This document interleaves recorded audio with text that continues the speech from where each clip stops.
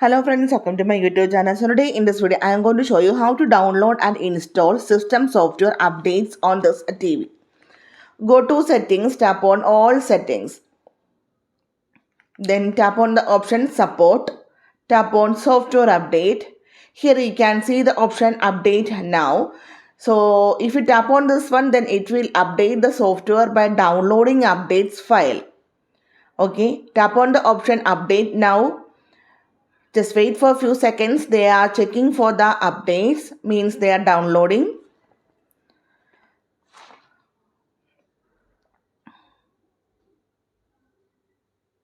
Yeah, here you can see new version of Samsung UI1 Tyson is available. So if you want to upgrade now, then select the option upgrade now. If you want to upgrade while TV off, select the option upgrade while TV off.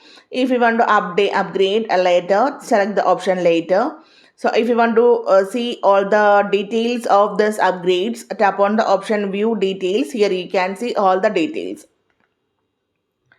So simply in this way we can do the download and installs of system software updates on this TV.